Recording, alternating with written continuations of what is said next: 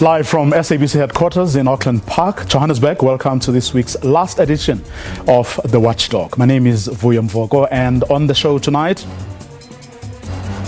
the funds are available and they are going to be released. We're working on how best they can be released. National government steps in to help those caught in the devastation brought about by the KZN floods. We speak to the finance minister, who is on standby. Even if the storm didn't actually occur, we would have had to come to eThekwini as a DWS to engage intensively with the eThekwini Municipality. As the death toll continues to rise exponentially, details emerge of pre-existing problems with eThekwini water infrastructure, the worst affected municipality in KwaZulu-Natal. We speak to the city's mayor. And as part of our Freedom Month series, where we bring you lived experiences of South Africans 28 years into democracy, our focus this evening is on the LGBTQI plus community. All that coming up in tonight's episode of The Watchdog, which starts now.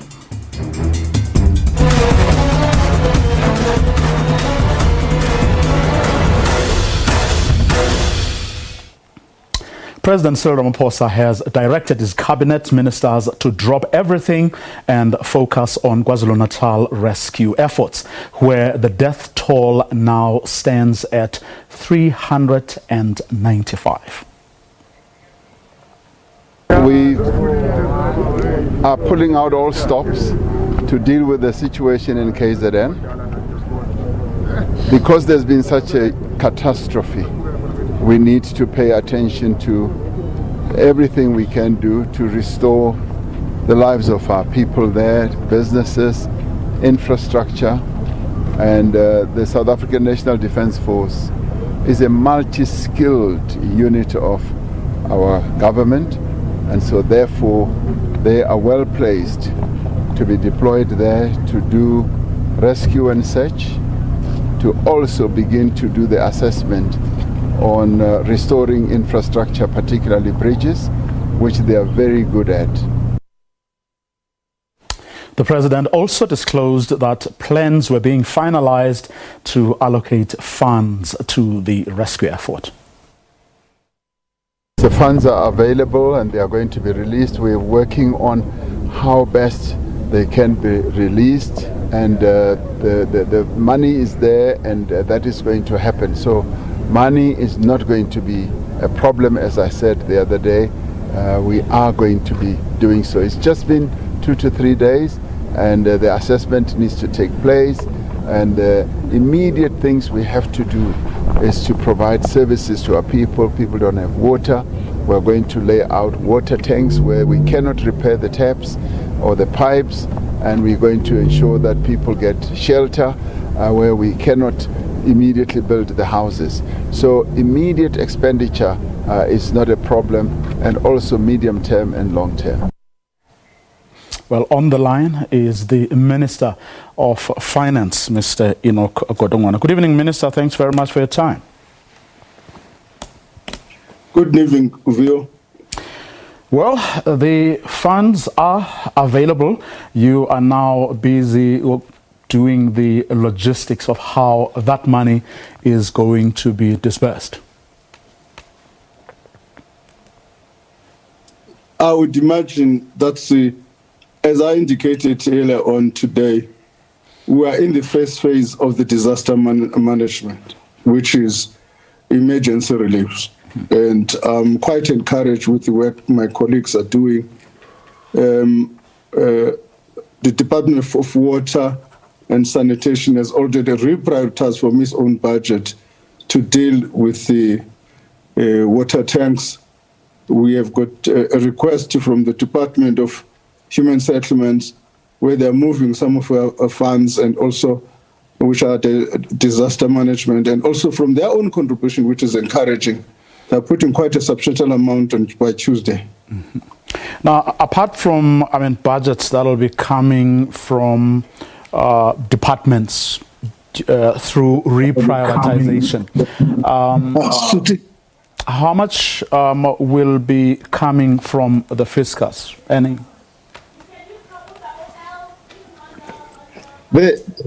This money is from the fiscus, but from the department. Yeah, I'm saying outside of the only difference. Okay. Yes. Minister. The only difference is that is not additional money to those departments. What is going to happen, Vuyo, as I indicated, there are two phases. This is a relief money which departments are releasing from their own budgets, and some of it, these departments have got disaster funds in their own budgets. This first phase is going to have two components in it. The first one is to provide relief to needy communities. The second component of it is to do an assessment of the extent of the damage, which will facilitate flow funds for the second phase, which is the recovery and repair. At that stage, we'll probably be talking about additional funding for the relevant departments. Any ballpark figure, including everything, money that will be coming from the respective departments that are involved, and whether there's another stash that will come from whatever other corner you may have identified already? I do not have a ballpark figure at the moment. You know how the process works is that all these departments are going to submit to the Disaster Management Center. The Disaster Management Center has got to assess, evaluate, and certify these amounts and submit to Treasury. And what's going to be Treasury's role subsequent to those processes being finalized? I guess we've got no option. Ours is to find money. And you will have to find. Of course, I mean, people have already. I mean, following the briefing this afternoon by several ministers, after your colleagues spoke and indicated that in their respective area, whether it was the Department of Small Business or Water, or Human Settlements, you would have seen South Africans then starting to talk about making sure that money doesn't land in the hands of crooks and the like. What is going to be your role, and have you asked, for instance, for assistance from the lessons that were learned during, the management of the COVID funds, where, for example, you had the Auditor General, doing live audits, of these funds as they were being dispersed to try and close whatever loopholes there may have been. Of course, as we have subsequently learned, there were people who were able to manipulate the system. But what measures are you going to put in place to ensure that money goes where it is supposed to go? Let me start with phases. The first phase, again, is going to be the relevant departments to create systems which will ensure that the money is not looted. That's the first point. The second point is that the minister in the presidency has been in interaction with the Auditor General and his department, which is monitoring and evaluation. They are roping in Treasury to provide us assistance in ensuring that we can do, I don't know the appropriate wording for this thing, but it's live audits. As we proceed, they audit as we go along. Now, the various ministers this afternoon did sort of attach some figures, and also said that the payments will be processed next week. As National Treasury, are you going to put a special dispensation, so to speak, to ensure that there are, no bottlenecks, when it comes to these monies having to be released? Yes, we have created a system which will allow us to do that. The main problem would be a cash flow problem. Let me tell you how it arises. For instance, the requests we have from Human Settlement are funds which some of them would have accrued to them in June. Because they've moved everything to this month, then it creates what is a cash flow problem from us. But we have done contingency plans so that we do not encounter a cash flow problems. So we are ready. I mean, the other problem is that, accounting officers tend to be scared because they get wary of, negative Auditor General findings, which then, recently, we had the situation of, textbooks, and infrastructure expenditure in the Eastern Cape and in the Northwest, where because people were worried about negative, audit findings, they just didn't move, and they allowed money that they could have accessed. They didn't access, even though, the Eastern Cape, as you know, has problems of infrastructure, school infrastructure. But the accounting officer was here the other week and said, she couldn't. Look, I can't comment on the specific problem of the Eastern Cape. What I can tell you is that managers are at liberty to move with speed, and in making sure, and in doing so, they must make sure that there's no looting. Now, there will be mistake in the process of doing an urgent work. There's no doubt about that. The test is going to be if that mistake, was it a genuine mistake or was it a deliberate attempt to steal? I think we're old enough to distinguish between those two things. So we can't say managers must not move with speed and they cannot make mistakes. They will make mistakes, and the mistake is not the same as looting. So my position is that managers must be free to act and act swiftly. And if they make mistakes, we all make mistakes. But if in the process an attempt is made to loot, then they will be in trouble. Let me take this opportunity while I have you on the line. You're leaving on Saturday for Washington for meetings with officials of your World Banks and your IMFs. What exactly will you and your colleagues be doing there?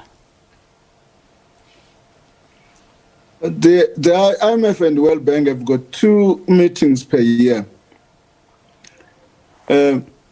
Those meetings, the first one this time of the year is called the Springs Meeting. And then towards October, we'll be having what they call the Annual General Meeting. So ministers of finance and governors of central banks are governors of these institutions, and therefore you are invited to participate. And part of that participation, there's interaction with other ministers of different countries and interaction with these institutions and parallel to the official meetings. So that's what happened. I remember reading somewhere where you quoted as saying, well, South Africa is a bit of a hard sell, and on the back of the COVID pandemic, the situation is in fact worse. How do you think you'll be received by some of the people you'll be talking to there, in the hope, of selling the country and getting them to, cooperate and work with South Africa?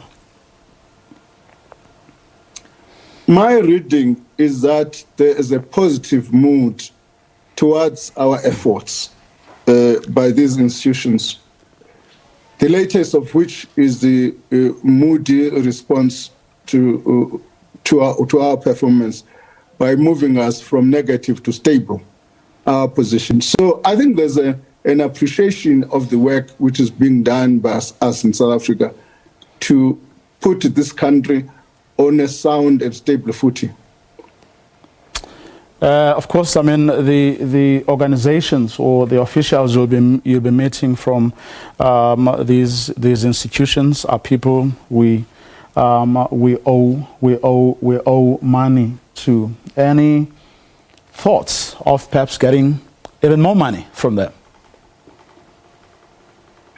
Look, we traditionally have not been borrowing from the IMF and the World Bank. We started first for project finance in Medupi, not a sovereign debt. We have now entered into the new terrain, and if we get concessional funding or cheap money, we'll borrow. Governments borrow on a day-to-day basis. As you know, when we present a budget, we always, we're not exceptions, all governments do that. Your revenue generated is normally less than your expenditure, so you was going to find money from the market to fund the gap. And you're not expecting lessons about containing our debt and curbing our spending? No, we have presented in the budget in February a fiscal framework. A fiscal framework which shows our debt trajectory. So, and the markets have seen that and have accepted it. I don't think somebody is going to be lecturing us about that. So you're expecting a good trip to Washington? No, it's going to be a good trip. Mm-hmm. And should we expect Daddy to come with a pack full of sweets? No. I can't promise that. But what I'm saying, there are a lot of things that we'll be discussing there, including climate change and so on, and climate finance. Those issues are going to come to the agenda, and we will contribute positively to that debate, and will argue the case for developing nations to be supported in adaptation and mitigation measures. How complicated do you think our situation is going to be? I mean, during those conversations, the Minister of Energy is on record saying, amidst all the talk about clean, energy sources and so on, the fact of the matter is that we have an abundance of coal. We shouldn't be dictated to. Don't such issues complicate your standpoint when it comes to these conversations? I don't think so. I mean, most developing economies have got similar challenges. And therefore, that's why it is understood, that's why there was a commitment by the developing world to help us transition to a carbon-free economies. So we're not alone in that challenge. And it's an issue the international community said is going to be shouldered by the developed world. Okay, and that's what we're going to leave it, Minister. Thanks very much for your time this evening, and farewell to Washington, the Minister of Finance, talking to us about, of course, the directive that the President has given to his cabinet ministers to attend to the situation in KwaZulu-Natal. Money is there, but everyone is now working on the logistics of dispersing those monies. And as the Minister was saying, a lot of it will actually be coming from a reprioritization exercise within and between departments. We'll see how that unfolds over the next few days. Up next, we speak to the mayor of eThekwini. Infrastructure challenges in eThekwini Municipality have been laid bare by the recent floods, but Water and Sanitation Minister Senzo Mchunu says provincial and national departments have to work together to address these challenges, but also dropping something during that briefing, saying there were problems in eThekwini before the floods hit that particular municipality harder than the rest of the province. Mkolisi Kaunda is on standby.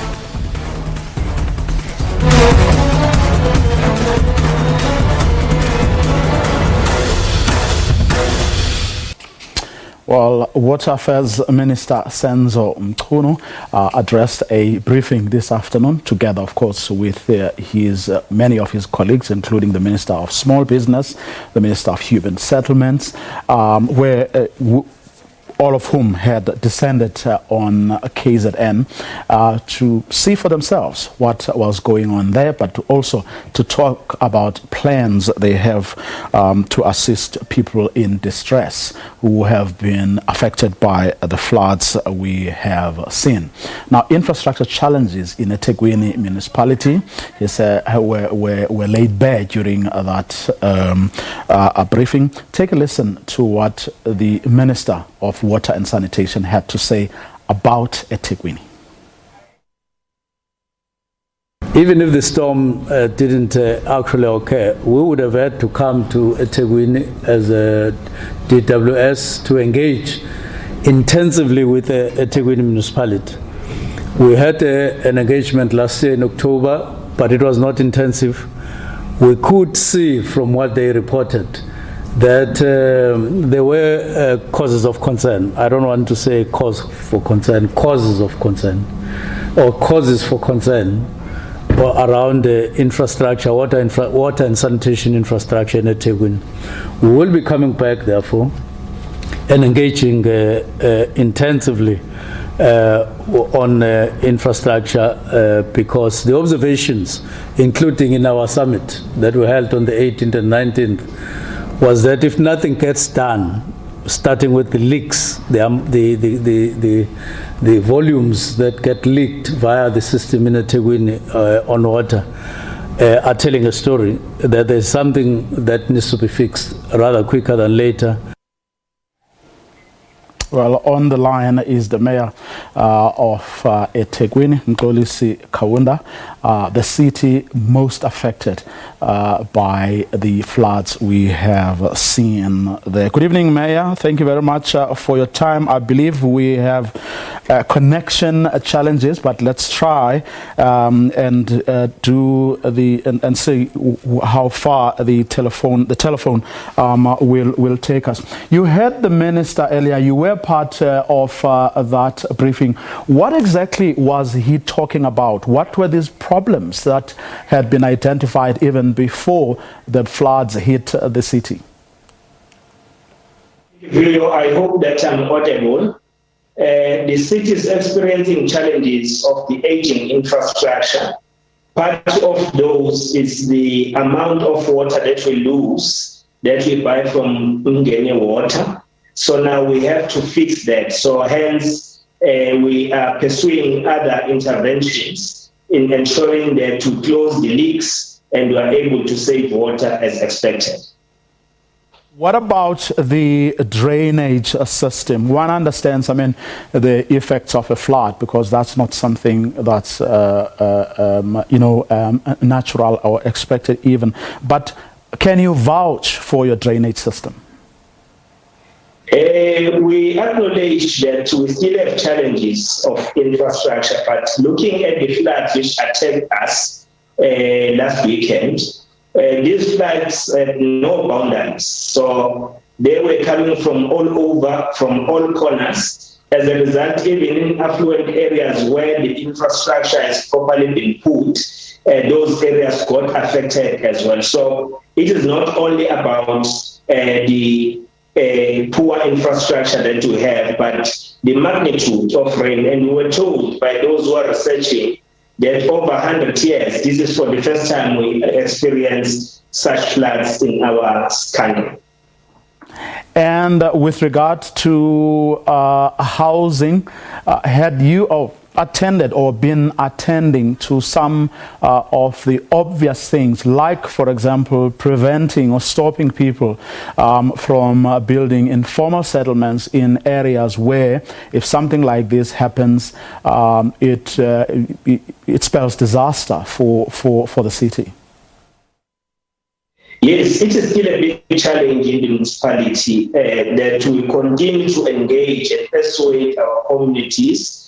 Some people, they forcefully invade land, even when the municipality has enforced, and also take us to court in some instances that they have the right to be in the areas. So these are the kind of interventions we are looking forward in enforcing so that we are able to move people from the dangerous zones and put people where their lives can be saved.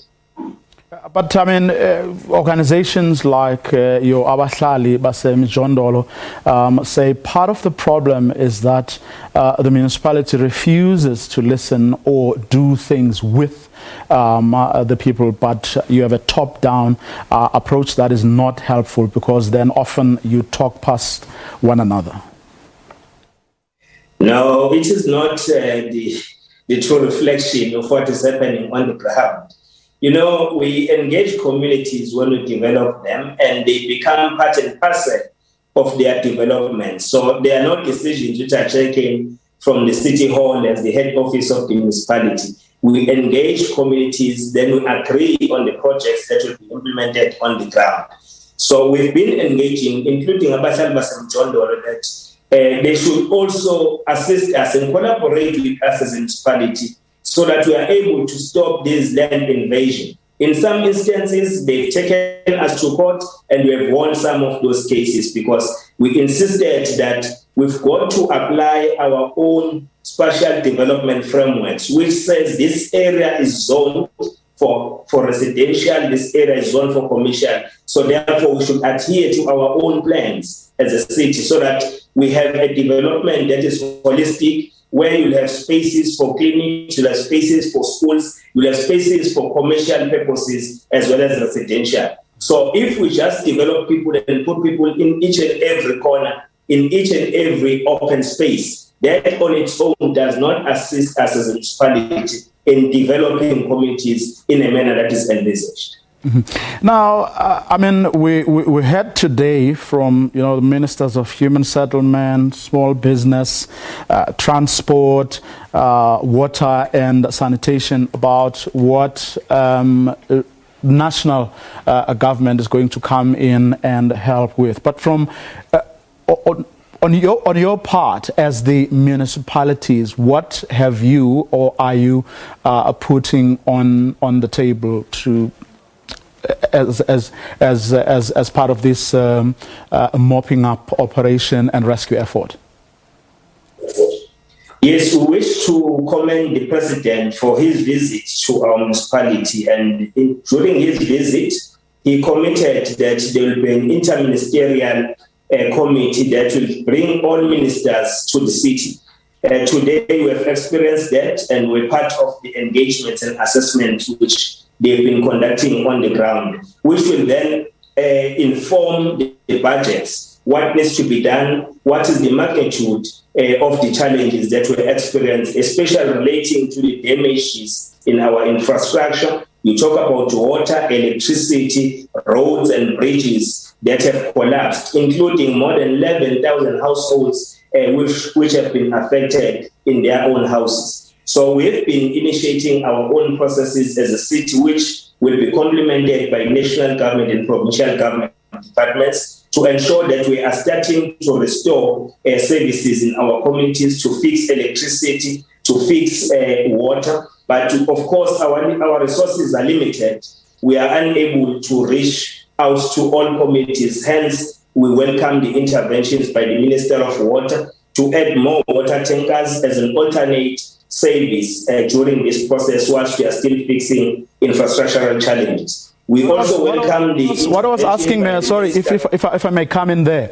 What I was asking was, they told us what they were going to do. I just spoke to the finance minister who was talking about a reprioritization exercise that all these departments that spoke this afternoon were going to or are involved in. So what I was asking was whether eThekwini, the municipality worst affected by this tragedy, has gone through or is going through a similar exercise where you are reprioritizing to deal to deal with this crisis. Yes, of course, we are taking our own initiative to look at our budget, to reprioritize, especially to look at the issues of the relief. The families need to be supported to lay their family members to rest. So there are many interventions that are required from us. So we are looking at how do we speedily re-engineer our budget to be responsive to the floods that have visited us. So indeed, there are plans that we are putting in place to respond to the challenges. But we still have many communities whom we can't reach, which are not accessible. We've got to use choppers to get into those areas. So there are arrangements that are put in place to ascertain that we reach to those communities, especially to ensure that they have access to food, they have access to water, whilst we are fixing the infrastructure which has locked them in those communities. Very, very briefly, Mayor, if I could, and we've seriously run out of time. You spoke earlier, in passing perhaps, but one could say that it was something you felt very strongly about, that there were people who were mobilizing people, against the efforts that were being made. Can you expand a little on that, who those people are, what they were trying to do? No, there are community members who are impatient, who are starting to block the roads. But what challenges we experience from that is that our teams are ready to go out and fix some of the infrastructure that has fallen, so including electricity as well as water. So how are we going to be able to fix that infrastructure if our officials are blocked and people in the communities must reject such move in the community, because we face with a disaster situation which require collaboration of each and every member of the community so that we can fix the things that we need to fix expeditiously. That's where we're going to leave it this evening. Thank you very much for your time, Mayor of eThekwini, Mxolisi Kaunda, on the situation there. Up next, as part of our Freedom Month series, we bring you lived experiences of South Africans 28 years into democracy. Our focus on the next segment is on the LGBTQI plus community. That's coming up after this short break.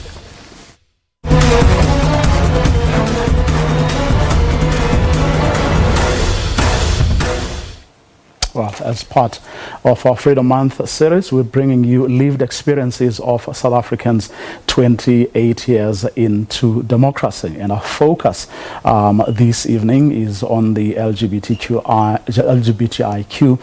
community. Our guests, Jabu Pereira, Executive Director at Iranti, Nomagdina Mchonji, Managing Director at Mchonji Attorneys, and a social justice activist. Mandi Digana is a passionate social educator, creative, and stylist. Good evening to all of you, and thank you so much for your time this evening.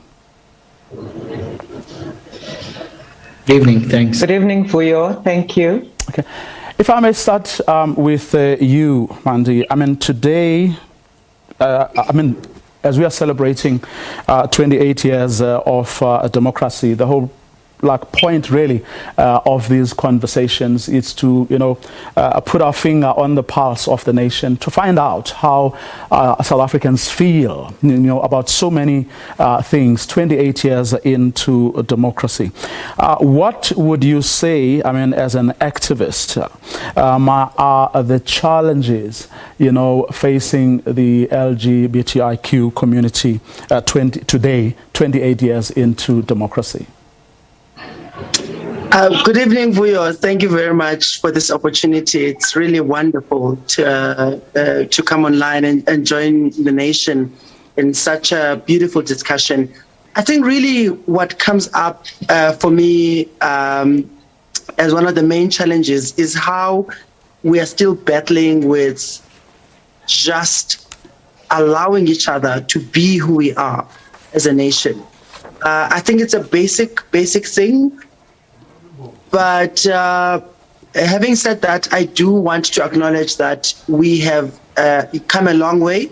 We've done a lot as a country. We've done a lot as a community, as a people. And we've actually managed to, get over a lot of challenges and hurdles.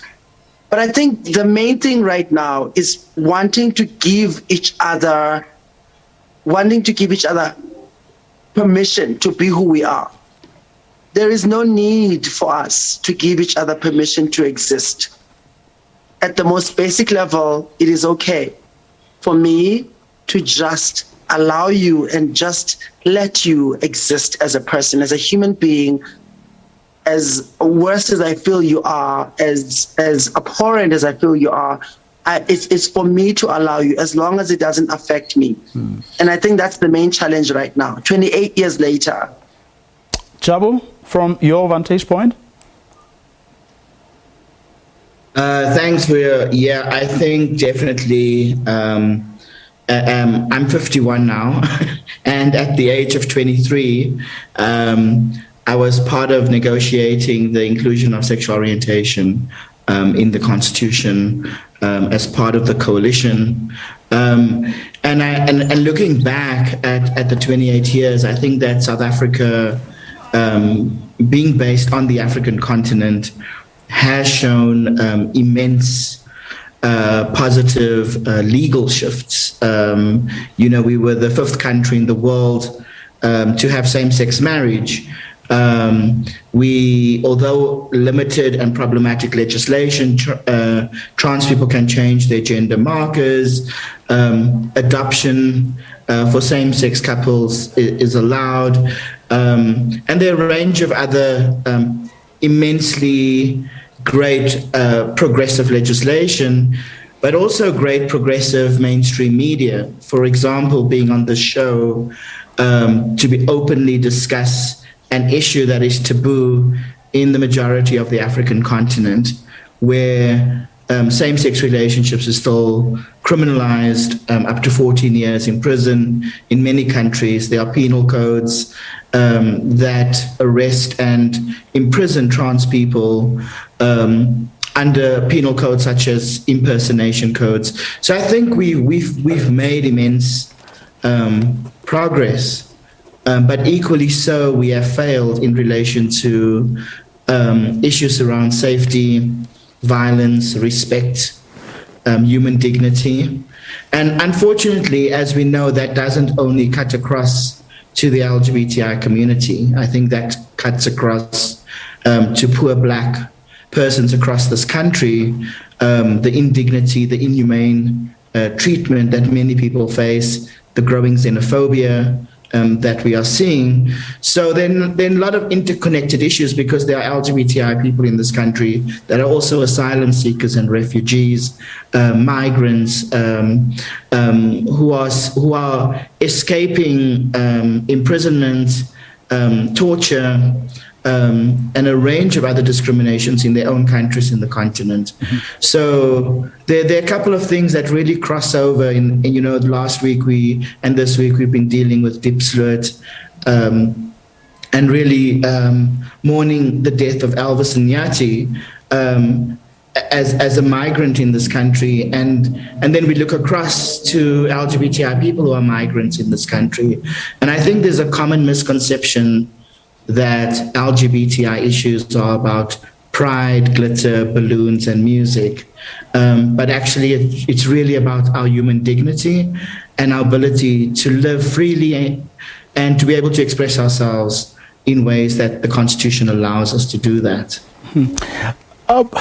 Now, if I may talk to you as a lawyer, if I hear both Mandy and Jabu correctly, we are not short of jurisprudence, progressive laws. We also not short of, over the years, there has been a significant improvement in how the courts, deal with cases that involve the community. But the problem has been, on those that arrogate unto themselves the right to tell other people who they should be. Yes, indeed, Vuyo. We get the rights, which Jabu has touched on, with the inclusion in Section 9 of the Constitution in the Bill of Rights, the right to equality. And as the roadmap, the Constitution stated that legislation should be enacted to give effect to the rights. However, it's been, and that has been done. For example, the Civil Union Act, the Pension Fund Act, and a number of other legislation and court cases that have been decided. So in terms of the law and putting the roadmap, we are there, but the problems come up with implementation. For example, we don't know if the police are trained to deal with these matters. We've seen our community being murdered, being raped, just because of the sexual orientation.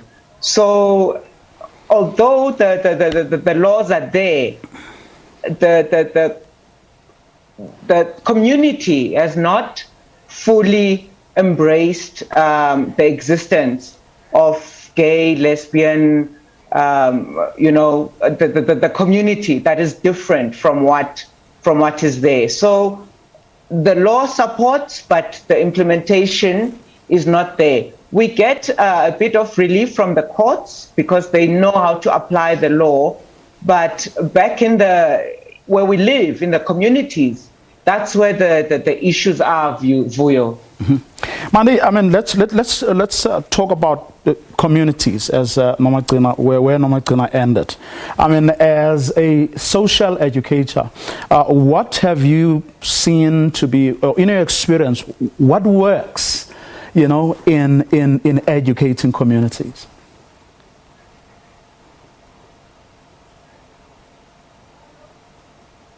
Mandi, can you hear me? Okay. Can you hear me now? Sorry. Yes, we can hear you now. Yes. Yeah, I could hear you. I'm sorry, I muted because I didn't want background noise. So thank you for that question. So one of the things that I really pride myself with as a person and as a human being is, so I'm a father of 3. I've got 3 children, and because I'm feminine presenting, nobody wants to believe that. In fact, people want to challenge the fact that I'm a father to 3 children, 2 boys and 1 daughter. And one of the things that I try and do is when I meet people, I engage them on a purely social level to try and share with them what my experiences are as a human being, as a member of the LGBTQI community, but also as a normal human being who's trying to raise children in a world that tells me not to, because I'm feminine presenting, and because I'm feminine presenting, I should not be a father.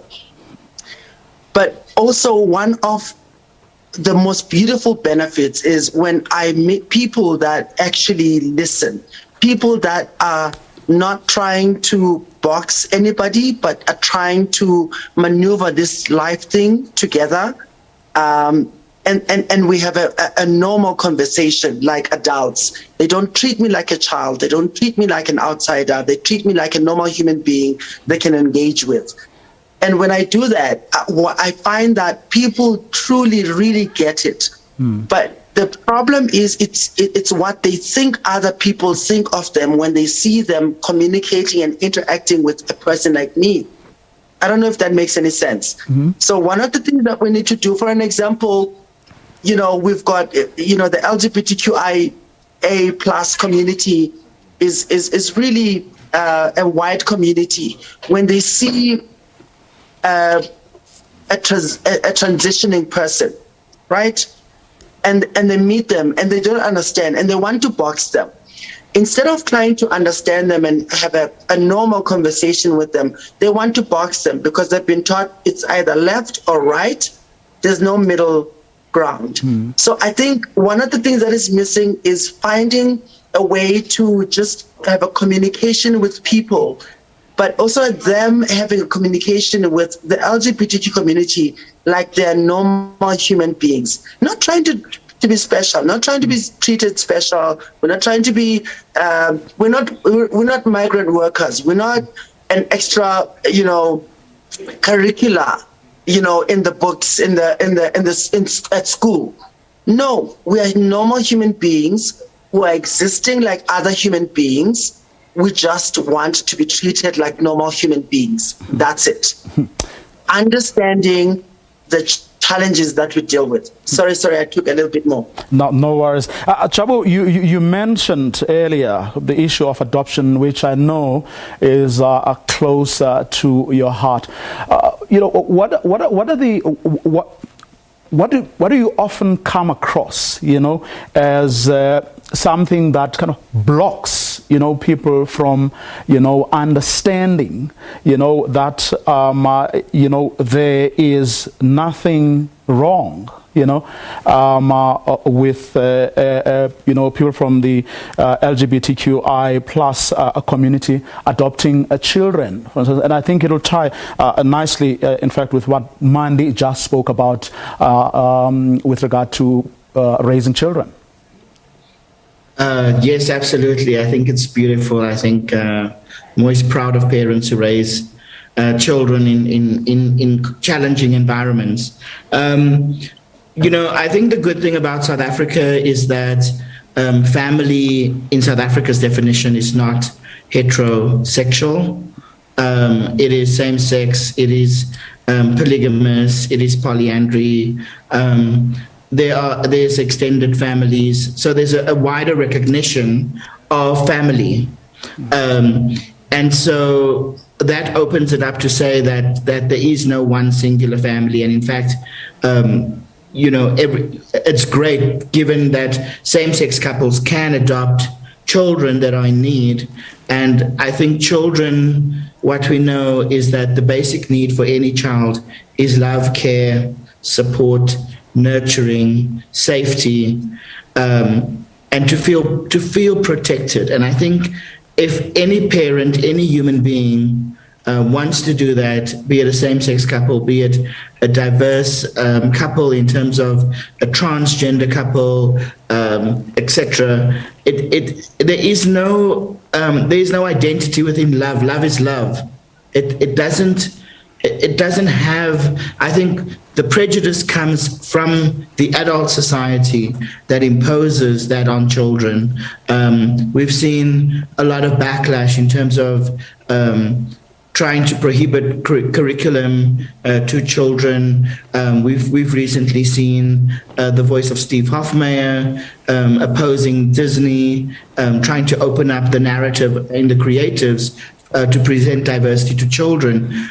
Children know who they are. They know what they want. They want to be loved. They want to be cared for. They want to be able to express themselves. Very recently, in Gauteng, the High Court decided, in the case of an artificial insemination case, to recognize the non-birthing parent in a same-sex relationship. And I think that is massive progression, where both couples choose to want to be a family. And so I think the widening of family is amazing. We've seen greater abilities around trans men who wish to birth their children. So I think, it's in the prejudice lens of people what they wish to see, and whatever that discomfort is what we interpret as prejudice and violence. And unfortunately, that is what permeates and what we have to severely protect in terms of the lives of LGBTI families, children from LGBTI families, transgender children, to be protected as well, because I think we haven't quite discussed the discrimination that trans diverse children experience within South Africa. Mm-hmm. I'm wondering, are there levers, that we really haven't explored, in this journey, or as part of this roadmap that you spoke about, in dealing with the what Jabu has referred to as the prejudice lenses that we find across society? Are there levers that we still haven't explored, perhaps? Things we haven't used, areas we haven't ventured into that could actually deliver us where we want to go?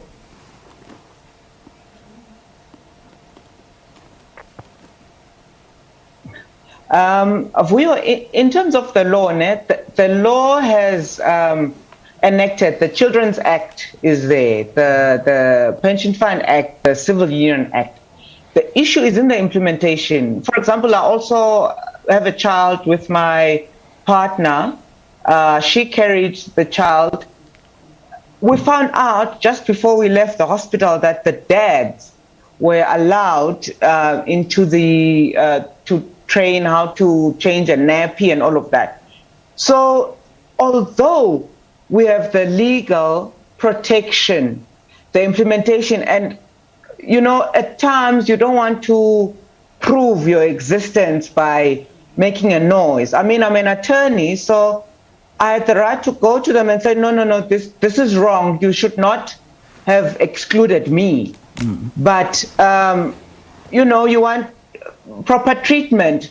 It goes back to what Mandy has said, that it's not about being special, it's about being treated as a human being.